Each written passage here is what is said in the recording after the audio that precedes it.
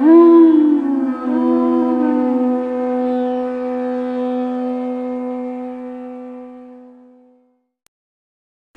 Namo Bhagavate Vasudevaya.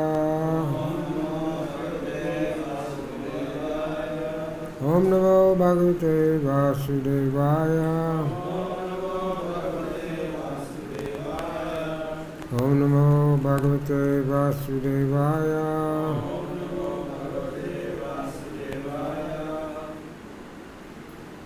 Chapter 5, text 26, page number 267.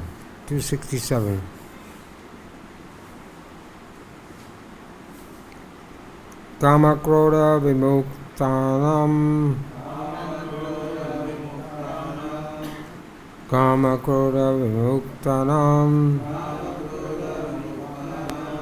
Yatinam Yatta Chaitasam. Yatinam Yatta Chaitasam. Ahito Brahma Nirvanam. Vartate Viditmanam. Vartate Viditmanam. Kama Krodha Vimuktanam. Itinam Yata Chaitasam. Ahito Brahma Nirvanam. Vartate Viditamanam.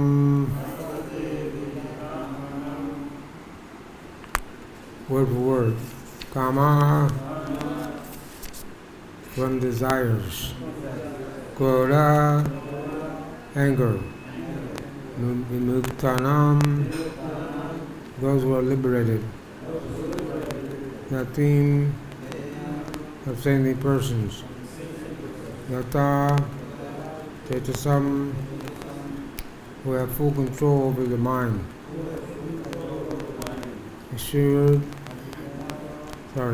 Abhita, assured in the near future. Pranirvam, liberated in the Supreme. Vartate, is there.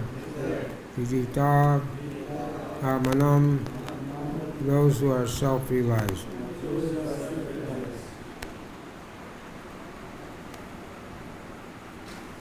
Translation purport by His Divine Grace Sri Bhakti-Vedanta Swami Srila Prabhupada.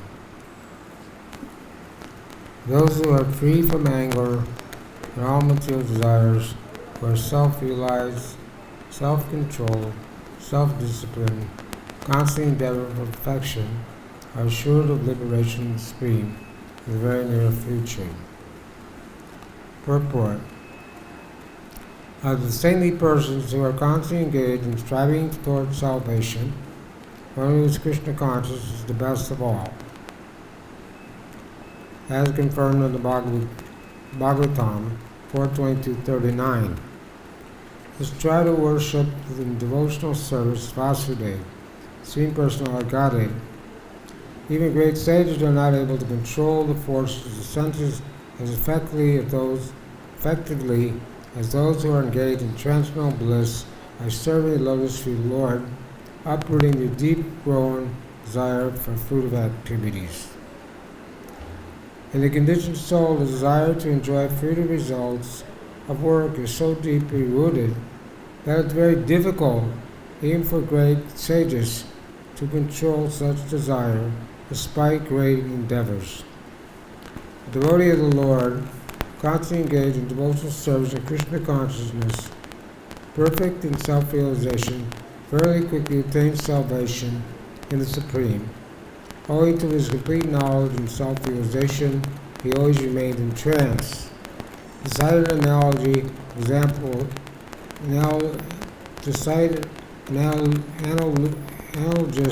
example of this, by vision, by meditation, by touch only, do the fish, the tortoise, and bird maintain their offspring.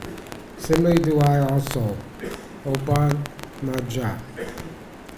The fish bring up its offspring simply by looking at him. The tortoise brings up its offspring simply by liberation. The eggs of the tortoise are laid on land, and the tortoise meditates on the eggs while in the water.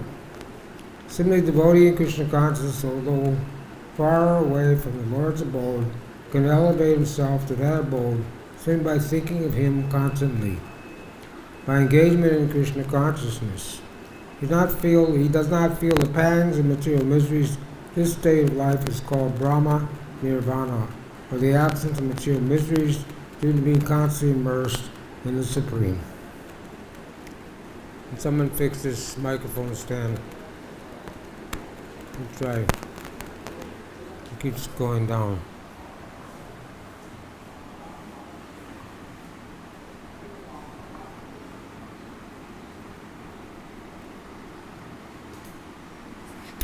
Translation again.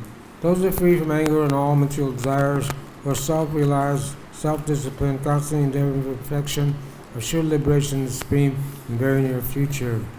Om Arjuna Tarimdasha. Janandana Slakaya Sakshuramitam Jena. Tadme Shri Gurve Namaha. Sri Chaitanya Namanobhistam. Stapitam Yena Bhutale. Swayamrupa Gadamayam Danti Swapadantikam. Sri Krishna Chaitanya, Prabhu Nityananda, Sri Advaita Gadadhara, Sri Vasari Gaura Bhaktivinoda. Hare Krishna, Krishna Krishna, Hare Hare. Hare Rama, Rama Rama, Hare Hare.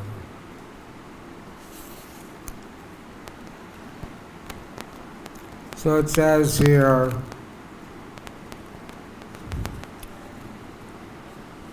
those who are constantly endeavoring for perfection are sure liberation in the very near future. But Bhagavad-Gita says, Bhavanam Janmanam Bhante, Garavam Vabhajante Vasudeva Salamiti Samaha Masadurlabha. After many, many births, one may become perfect. So in the very near future, may not be the same for everyone. King Katbanga was a great devotee, and he was fighting with the demigods. He was very powerful, he couldn't be defeated. So demigods asked him to take a benediction. What boon do you want? Benediction. He said, I want to know when my death is going to come. And they said, you only have a few moments left. So, time factor was very quick for him. So he got notice that only a few moments left. He get completely detached from all his material attachments, surrendered completely. In that few moments, went in the temple, fully surrendered to Krishna, attained perfection. Once Lord Chaitanya, one devotee of Lord Chaitanya, Mukunda, he was singing for Lord Chaitanya. But he also went to hear from Mayavadis. Sometimes you go hear discourses by Mayavadis. So Lord Chaitanya told Mukunda, don't come here anymore. So Mukunda was waiting to get the Lord's darshan again. He asked the devotees, please ask Lord Chaitanya when I'll be able to get his darshan. And Lord Chaitanya replied, he will not get my darshan for millions of years. And Mukunda raised his head and started dancing. I will get. So he was willing to wait millions of years. That didn't seem like a long time to him to get the Lord's darshan. So, but in the case of Junior Haridas, he committed fence. He went to beg some rice for Lord Chaitanya, and at that time he looked lustfully at a young woman. And this was aparad, offense for someone in the renounced order of life, sannyasi. So Lord Chaitanya told Haridas, you can't come here anymore. So Haridas was very upset, and after 1 year he still didn't get the darshan of the Lord. So he decided to go to Triveni, the Prayag, and commit suicide, which is a bona fide thing to do for a sannyasi who deviates from the path.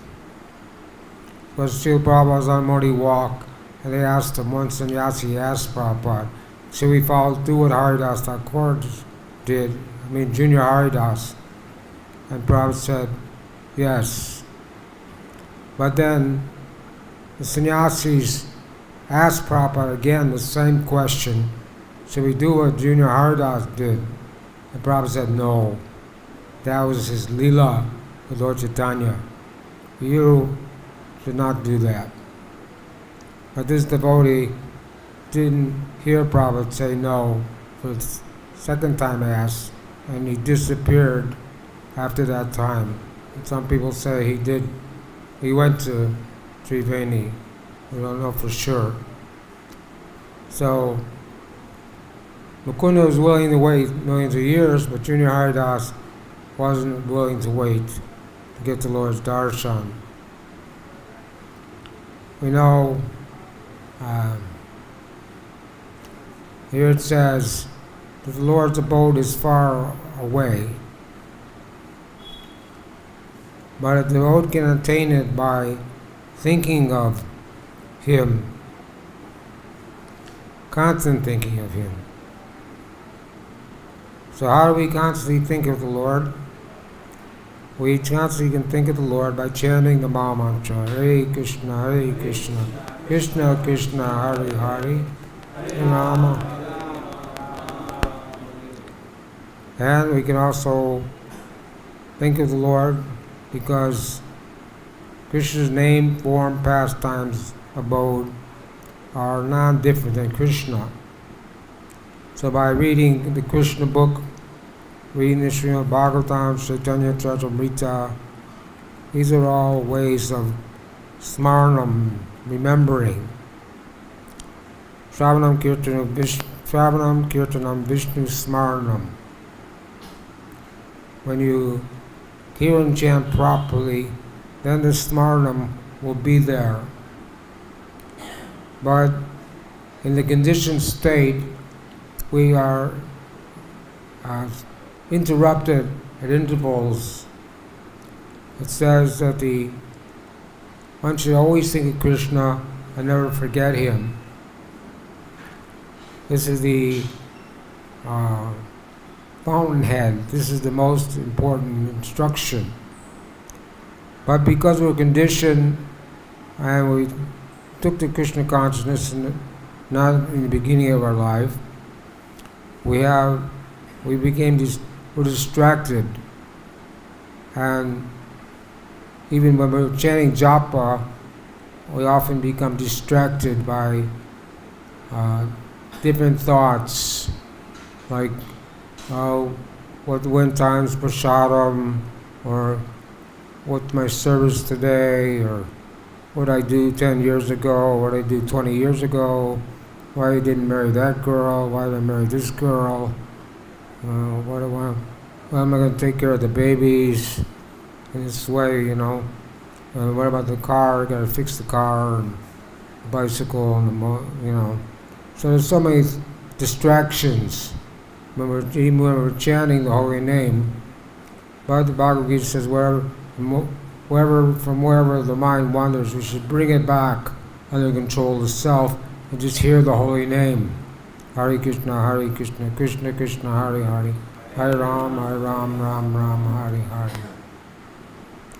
So we try different things. You can listen to Prabhupada when he's chanting. softly. We can listen to his recording, or we can chant in the association of devotees. Lord Mahaprabhu would always be near Tulsi Devi.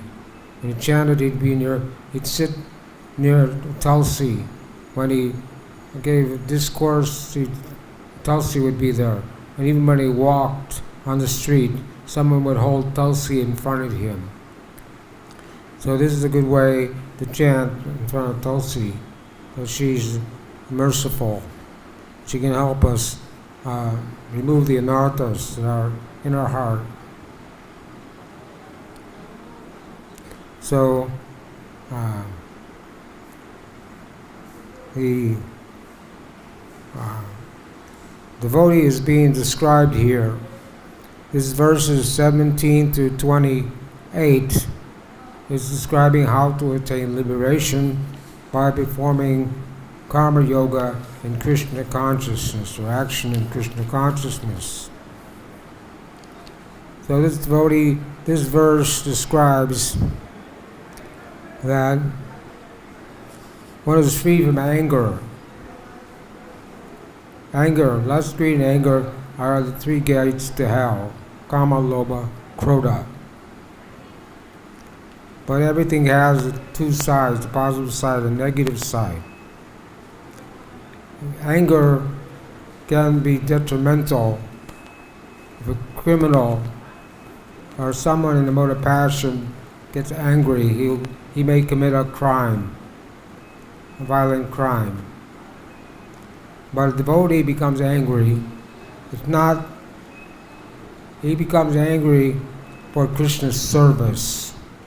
When Hanuman was the only monkey, the monkey soldiers of Lord Ramachandra, someone had to go to Lanka and find Sita. So Hanuman was the only monkey that had enough strength. Other monkeys could go there, but they couldn't come back. Only Hanuman could jump that far and come back. So they sent Hanuman to Lanka to find Sita, who was kidnapped by Ravana. So he looked all over to try to find Sita. Took some time. I finally found her. And then he gave Sita the ring of Lord Ramachandra to prove that he was actually the servant of Lord Ramachandra. But she wouldn't go with him because she was a chaste lady. So when the Hanuman was coming back, they captured him, but they didn't kill him because he was an emissary. He was on a mission from Lord Ramachandra. But they caught his tail on fire. And when they did that, Mother Sita prayed that Hanuman wouldn't feel any pain, that his burning tail would feel like air conditioning or ice cubes. But then Hanuman became angry, and with his wrath, he burned the whole city of Lanka. So in this way, he used the anger in the service of the Lord. Sometimes Srila Prabhupada would get angry if someone did something stupid. Like Harisari was Prabhupada's servant. He massaged Prabhupada on the roof one day, and then he came downstairs, but he locked the door from the inside. So Prabhupada was stuck on the roof. So he went up and opened the door, and Prabhupada was silent. When Prabhupada was silent, means he was very angry. Of course, Prabhupada would get angry if people did stupid things, but his anger would subside very quickly. One moment he'd be angry, next moment he'd be laughing. So he didn't take it very seriously. People did something stupid. So we can't say it's Krishna's mercy. Sometimes devotees Prabhupada told the devotees not to give the man any money to buy the building in New York, and they didn't listen to him. They gave him a down payment, and they lost the money. So they went to Prabhupada and said, "This is Krishna's mercy." And Prabhupada said, "No, it's not Krishna's mercy. It's your stupidity. So sometimes devotees do stupid things, and Prabhupada would have to chastise them. But the devotee of the Lord, he's hard as a thunderbolt and soft as a rose petal. So sometimes he chastises someone, is like a thunderbolt, but it's for the good of the devotee. If the devotee gets chastised by the senior devotee or spiritual master, he takes it as Krishna's mercy that this devotee is paying attention to me and wants to rectify me in Krishna consciousness, to help me advance in Krishna consciousness. He doesn't think that this person's chastising me and I'm a better person than him. He doesn't let his false ego misguide him. So in this way, anger, it says here that one who's free from anger and all material desires, anyabhilasita sunya jnana karma namsam anukulena krishna no bhakti uttamam, pure devotional service, no desire for gyan, no desire for karma, only desire for pure devotional service. So the getting free from material desires, these are bhukti mukti. Bhukti mukti, two witches which haunt the devotee. Desire for liberation and desire for sense gratification. Most of us coming from Western backgrounds, we don't know, we never knew anything about liberation till coming to Krishna consciousness. But material desires are still there in the heart. And because of the heart is not clean, the desires are there. And by practicing Krishna consciousness very seriously, we can dovetail our desires or subdue our desires in Krishna's service. But if we're not careful, we see that sannyasis and gurus and advanced devotees were overwhelmed by material desires. Especially, it says if one accepts too many disciples, then it's a possibility he can be overwhelmed by accumulation of wealth and accumulation of disciples, and develop this pratishta, this false ego, wanting profit, adoration, and distinction. So this is a detrimental to one's Krishna consciousness. So the material desires are there, but we don't act on them. The mind, the mad mind, may dictate so many things, but at the time of initiation we promise no gambling, no intoxication, no meat eating, and no illicit sex. So, three things, meat eating, gambling, intoxication, are not so hard to give up. But illicit sex is very difficult to avoid. Even some devotees were addicted to intoxication. Even recently, one devotee left the temple, went for preaching, and somehow he got lured by some drug addicts and started taking drugs again. But Krishna saved him. After 1 month. He realized he was doing the wrong thing, and he was able to turn himself around and come back to Krishna consciousness. But sometimes devotees leave the movement, and it takes years before they actually are able to rectify themselves and come back again. So the material desires may be there, but it says that even if one commits the most abominable activity, he's still considered saintly, because he continues with his devotional service, and Krishna is in the heart of the devotees. So the only prashitya is that he constantly continues to chant firmly and pray to be forgiven for his accidental fall down. So that's because Daivyecha Gunamayi Mamamaya Durayaya, material energy is very difficult to overcome. So in the neophyte stage, one might have an accidental fall down or be allured by the opposite sex. Even Lord Chaitanya's servant, Krishna Das, when Lord Chaitanya was traveling in South India, he came to the camp of some Badaharis, some gypsies, and they knew how to control people's minds and allure people by the women, their women. So they lured Krishna Das, and he actually went with the gypsies. And in the morning, early morning, Lord Chaitanya had to go there and rescue his servant, pull him out by his hair. Because even the servant of Lord Chaitanya misused his free will and was overcome by material desires. The Lord Chaitanya kept him as a servant, and when he got back to Jagannath Puri, then he rejected him and said that I don't want this man anymore. So that it's not an easy thing to get free from material desires. But in the material world, people are trying to fulfill their material desires, but it's like putting fuel in the fire. If you're trying to put out a fire and you keep putting ghee in the fire, it's not going to go out very fast. It's not going to go out.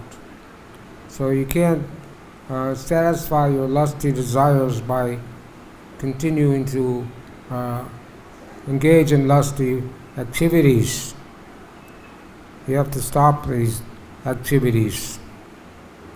It says by Mahatseya Dwarm that the gate is open for the devotee who, by the mercy of a pure devotee, if one gets the mercy of a pure devotee, then he can conquer over material desires.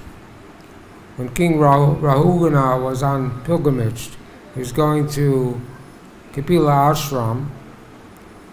He was riding on a palanquin. They didn't have trains or airplanes in those days, whatever it was. So they were carrying him, and they needed one person to carry his palanquin. They only had 3. They needed a 4th person. So they saw this person, Jad Bharat, who was a very strong, stout body, but he wasn't very clean. So they engaged Jad Bharat in carrying Maharaj Rahugana's palanquin. But because he was a Vaishnava, pure devotee, like Magrari the hunter, who was converted into a devotee, he wasn't carrying the palanquin properly. And the king had chastised him that why you're not carrying it properly. Because Jad Bharat was, as he walked, he was trying to avoid stepping on ants. So he was carrying the palanquin improperly. So finally the king was chastising him, and although Jad Bharat had taken a vow of silence, he began to instruct the king. And this instruction's in the 5th canto. So the King Rahugana realized his mistake, that he is chastising a highly advanced devotee. He said, I don't care if I'm struck by the thunderbolt of Indra, if I'm chopped to pieces by the trident of Lord Shiva, or attacked by the weapons of Kavera, but one thing I am afraid of is that of offending a Brahmin, offending a Vaishnava. So he knew that this was the Hatimata, Hatimata, the mad elephant offense. If you offend the Vaishnava or devotee, then the mad elephant will come and trample your garden, destroy your creeper of devotional service. So Maharaj Rahugana, he got down from the palanquin and paid prostrated obeisances to Jabarat and begged forgiveness for offending him.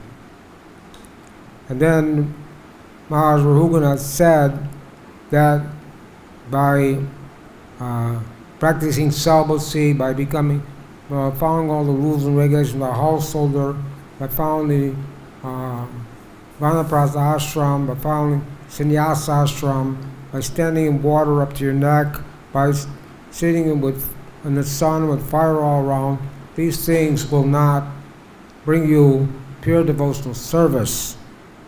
But the only thing you can get, the only way you can get pure devotional service is by smearing the dust of the lotus feet of the devotee all over your body. That means you follow his instructions. And this is very important, that there's the Vani and the Vapu. The Vapu means the association of a devotee.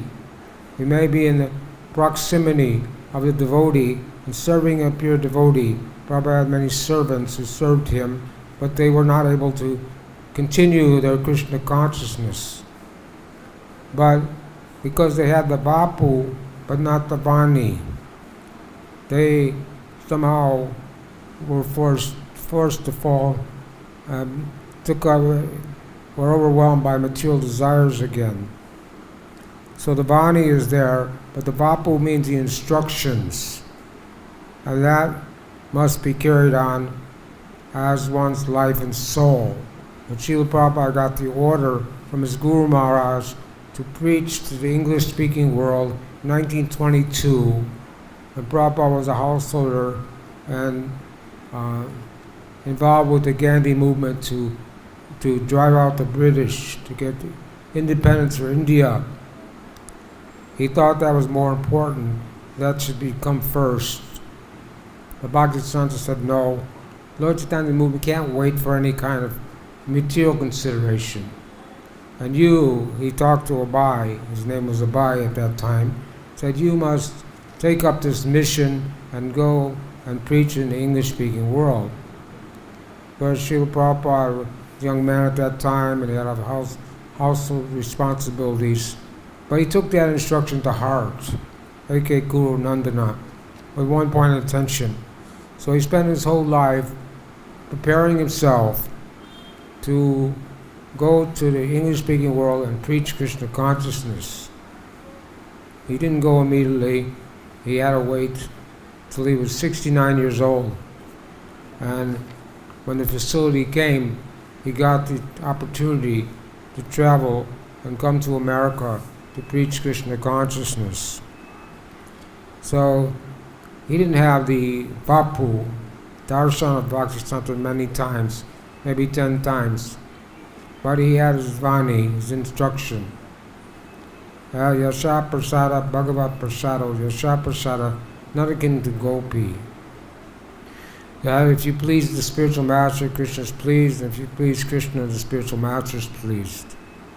So this is key to success in spiritual life, that we have to try to work in such a way to please the guru, maybe the Shiksha guru or Diksha guru, but we have to try to always be mindful that I'm doing the right thing, that my activities are pleasing to my guru, pleasing to Krishna. And it says here that a person in the Krishna consciousness is the best of all, because they're always attached to the lotus feet of the Lord. And by being attached to the lotus feet of the Lord, we can uproot those deep-rooted desires for sense gratification. It said, like Maharaj Ambarish, he said he was always meditating on the lotus feet of the Lord. Even when the demon was sent by Durasa Muni to kill him, he was not disturbed. So, many examples of persons in Krishna consciousness who were able to control their senses. Haridas Thakur was tested by a prostitute, and she was sent by Ramachandra Khan, who was a foolish man, landlord, and he was envious of Haridas Thakur. So he couldn't tolerate the fact that Haridas Thakur was getting so much respect. So he called some prostitutes, and he told one prostitute, you go to Haridas Thakur, who was living in a hut at that time, outside the city, and make Haridas Thakur fall down or have sex with you. The prostitute said, okay, I will do that. So she went, and Ramachandra Khan said, I'll send my constable, my assistant, and when he witnesses the activities, he can report it to me. But she said, wait, first night I'll go alone, second night you could send your constable. So she went, first night, Haridas Thakur gave her all assurance that I will certainly fulfill your desire, because Haridas Thakur was a young man, and she was a beautiful woman. You put the pot of ghee in the fire, you can't tell it not to melt. So Haridas Thakur assured her that I will certainly fulfill your desire, but I've made a vow to chant 300,000 names of the Hare Krishna mantra, Hare Krishna, Krishna Krishna, Hare Hare, Hare Rama, Ram Ram. That's 192 rounds. I made a vow to chant 192 rounds every day, and I don't do anything. He didn't even eat until he finished his rounds. So he said, when I finish my rounds, then I'll fulfill your desire. So you just sit down here by my hut, next to Tulsi, and wait. So she sat down there, listening to Haridas Thakur chanting, and he chanted continuously for the whole night. When the daybreak came, she went away. Then she came back the second night, and Haridas Thakur promised her again that when he finished his rounds, he would fulfill her desires. So the second night, the same thing happened. So then the third night, she came back for the third time, and then she surrendered to Haridas Thakur. So Haridas Thakur said, I knew that you were sent by Ramachandra Khan. I would have left this place 3 days ago, but I stayed here just to deliver you. So Haridas Thakur was not allured. He had full control of his senses. But Vishwamitra Muni was meditating for 60,000 years. And Indra gets worried. When people become powerful, Indra becomes worried that people are going to take over his post. So Indra sent Menaka, who's a heavenly society girl, to make Vishwamitra fall down from his meditation.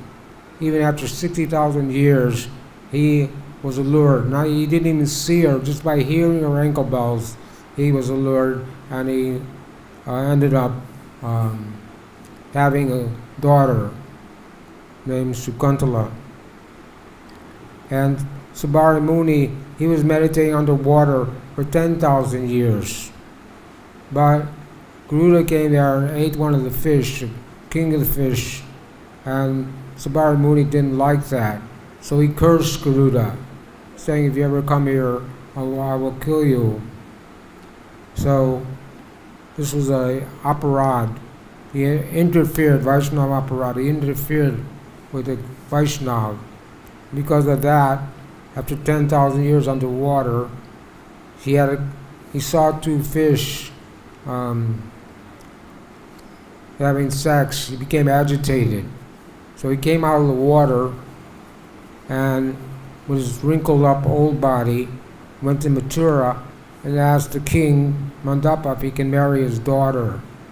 His daughters, he had 50 daughters. So the king said, yeah, you can marry any of my daughters. They can choose whoever they want to marry.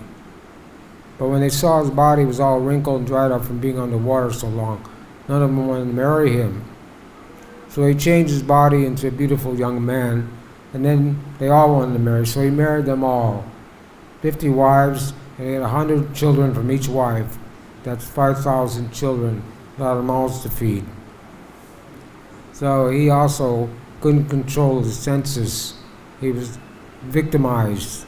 But at the end, he went to the forest with all his wives and went back to Godhead.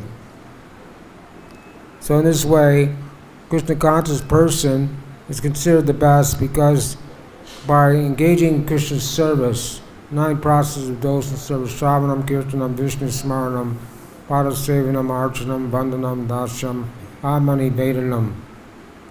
There's 9 processes of devotional service. We can engage all our senses in Krishna's service. We don't have to be idle.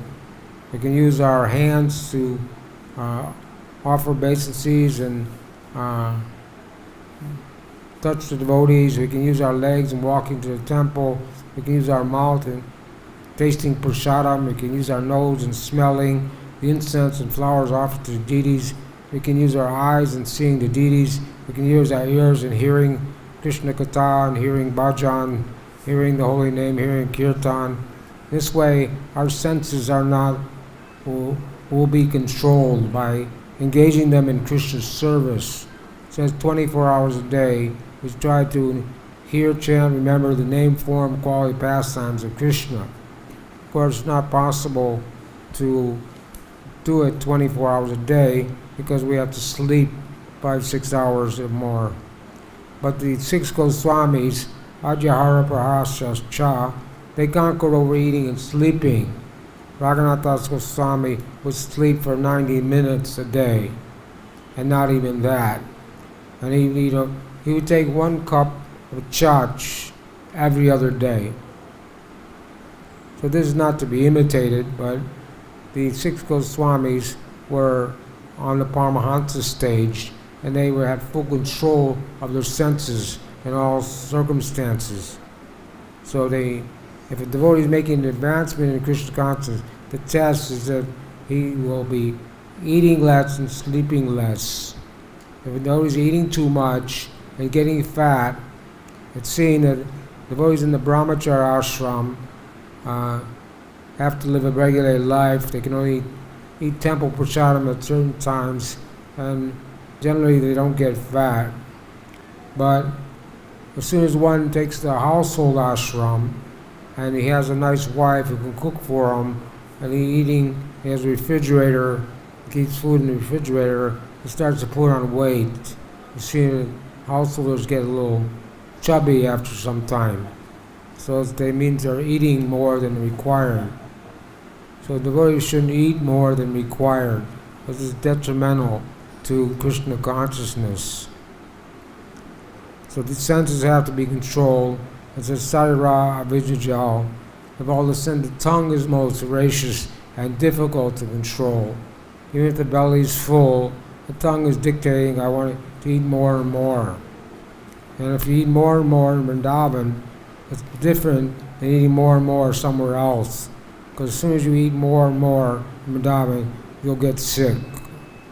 It's very hard to live in Vrindavan and not get stomach problems if you're not careful. You have to be very careful what you eat, when you eat, and how much you eat, because it's very rough on the stomach. It was, especially in the 70s, 80s, when we didn't have proper drinking water. Nowadays, all the water is good, so we don't have a problem with drinking water. So that also affected the stomach, but the prasadam wasn't so good, or they cooked in not so good ingredients. But nowadays things are much better, things are much more improved, so less chance of getting sick if you if you're eating temple prasadam at regulated times. So the devotee has to control his senses. Here he says self-discipline, constant endeavor for perfection, assure liberation in the very near future. So we don't know very near future will be for us. But for King Katvanga was just a moment. And but it says here, a devotee who's constantly thinking of Krishna, then he's on the Brahma Nirvana platform. He doesn't experience any miseries, because it's like a man who gets intoxicated by drinking alcohol. He doesn't even realize he's wearing clothes. So a man who's fixed in Krishna consciousness and knows he's not this body, aham brahmasmi, that I'm not this body, I'm a spirit soul, then he's not affected. The material miseries are always there. Adi-atmic, adi-daivik, adi-bodhic. Threefold miseries are always there. Miseries of the body and the mind, miseries coming from other living entities, miseries coming from the demigods, or from the natural disasters, as weather. So the miseries are there, can't avoid them. And in Janma Mrityu Jaravadi, everyone has to experience birth, disease, old age, and death. But the devotee, Krishna conscious devotee, is always fixed in his determination, fixed in Krishna consciousness, so he's not disturbed. Prabhupada was on the airplane with Brahmananda, and the airplane started to go down, means that engines failed. So everybody on the airplane, whatever it was, a couple hundred people, were, panicking. And even Brahmananda was panicking, because they didn't know what to do. So somehow they got rectified.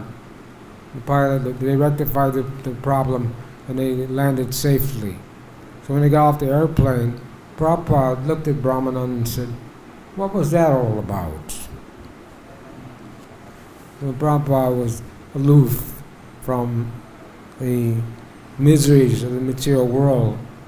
Even Prabhupada, 14 times, he traveled around the world 14 times in 12 years. He never got jet lag. The ways know, they come from America, 10,000 miles. It takes them a couple days to recover from the change in time. The body can't adjust to the time fact, change in time, climate, everything else. So, but Prabhupada wasn't affected by, he didn't even know what that word meant, jet lag. Wherever he went, it was the same program. No matter how much time it took to get there, he had the same program. Morning walk, class, massage, prasadam, little rest, meet people, translate, every day, same program, wherever he went, for 12 years. And Prabhupada never consulted a doctor, never went to a dentist. Although he had problems, he did experience problems, but he wasn't affected like an ordinary person. So the way he may, because of his prarabdha karma or whatever, because he has a material body, which is made of the three modes of material nature, he may be influenced by may get sick or have some problems, but he tries to transcend it. Prabhupada had a fever, very high fever, 104, 105 degrees, but he had to preach, and so he went for a preaching program anyway. So in this way, the devotee is not disturbed, and he's always fixed on always thinking Padara Vindayo, thinking of the lotus feet of the Lord in all circumstances. When Krishna was in Dwarka, he told the Narada Muni that he had a headache, and the only thing that would cure his headache was if he got the dust from someone's feet. So Narada Muni Narada Muni said, "Well, I'm not going to give you my feet dust. That would be an offense." So he went to the queen in Dwarka. He said, "Krishna has a headache. He wants the feet dust." He said, "No, we're going to go to hell. We can't give our feet dust."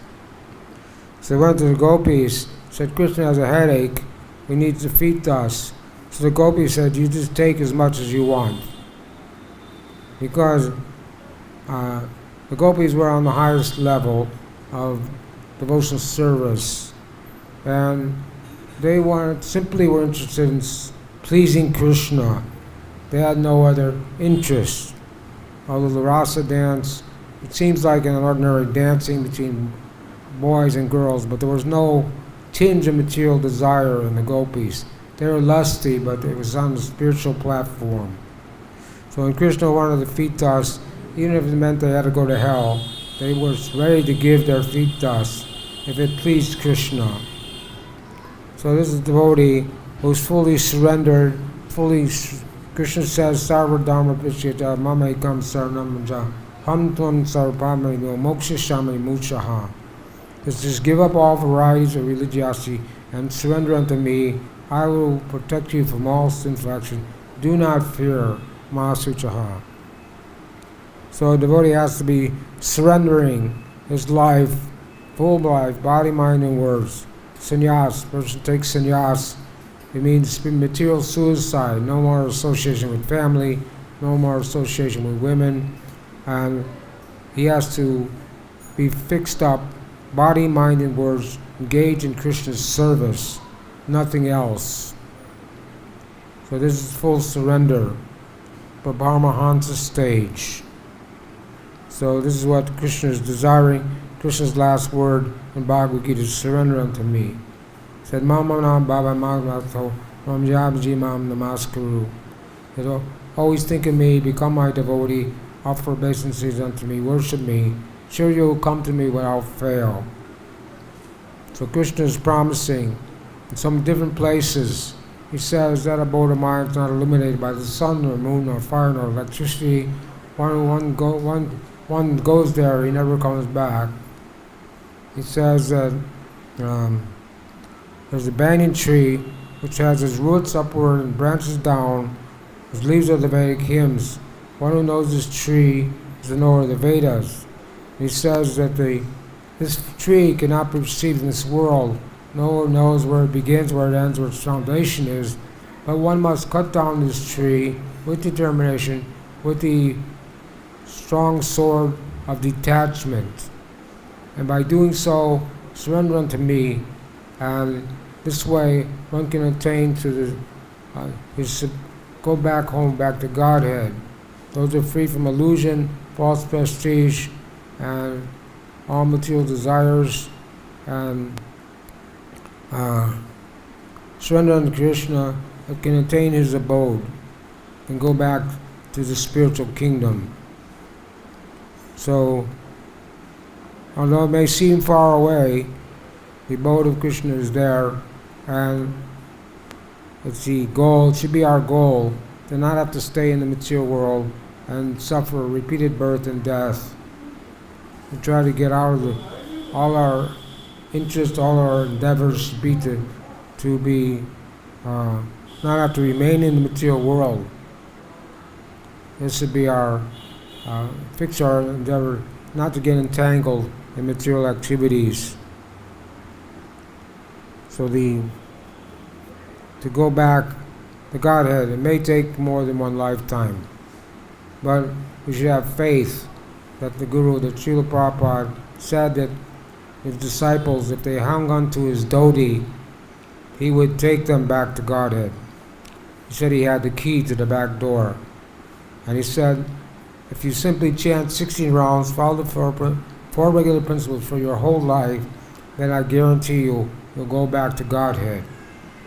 Unfortunately, Prabhupada initiated 5,000 people, and I can't say how many are still on the planet or how many were able to follow those instructions. Although it seemed very simple at the time. It was simple, but not so easy. But the key to success in Krishna consciousness is we stay in association with devotees. Birds of a feather flock together. So if you stay in association with devotees, like-minded people have like-minded desires. Thieves associate with thieves. If you associate with thieves, you become a thief. Associate with drunkards, you become a drunkard. If you associate with devotees, then you'll stay in Krishna consciousness. So we should always try to maintain a loving relationship with our God brothers and with the grand disciples, and try to take shelter of the devotees. If we have problems, we should go to some senior devotee, or if your Guru Maharaj is not available, and try to discuss what your problems are. Try to work out your problems and not keep them locked up in our minds, but we should try to work out our problems, and so we can stay in Krishna consciousness. And he says, Daivesha Gunamayi, material energy is very strong and pull anyone away at any moment. And Prabhupada said the trouble with his Western disciples, they were not afraid enough of Maya. And that was the case. So many fell away. So if you're afraid of something, you're going to stay away from it. If you're afraid of the monkeys, you stay away from the monkeys. If you're afraid of a cobra, you stay away from a cobra. So if we're afraid of material energy, then we stay away from the internet, we stay away from the movies, we stay away from television, we stay away from food that's not offered, anything that's not cooked, prasadam, not prasadam. We stay away from all these things, Vata Vegam, Manasakroda Vegam, Jiva Vegam. This way, we should. In this way, we will be able to keep our senses under control. So here talks about the fish, the tortoise, and the birds, how they maintain their offspring by meditation, by vision, and by touch. So in the same way, Lord's abode may be far away, but we can attain the Lord's abode by Guru Krishna Prasadi, by Bhakti Lata Bij, by cultivating the Bhakti Lata Bij, the creeper dose of service. As it grows and grows, then even while the devotee is in the material world, it can enter into the Golok Vrindavan. So even while the devotee is in the material world, he can still be in Golok Vrindavan by his devotional service, by his devotional practices, and be assured that we'll attain success in this life. So we'll stop there. Time is up. Any comments or questions?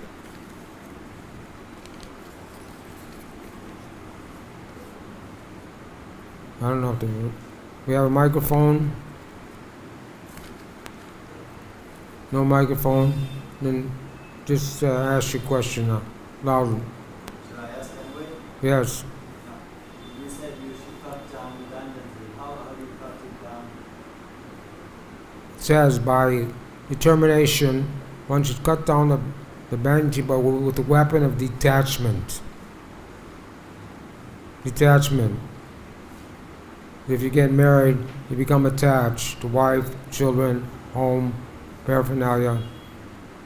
So we have to Grihastha, Vanapras, Sannyas, become detached, gradually become detached from all these things.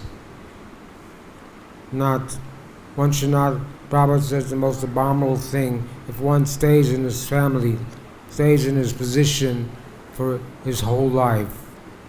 After 50 or so, one should retire from family life. This is the first step, detaching oneself from the wife and children. As long as you have wife and children, then you're going to be attached, have some attachments. Any other questions? Srila Prabhupada ki jai. Bhagavad-Gita ki jai.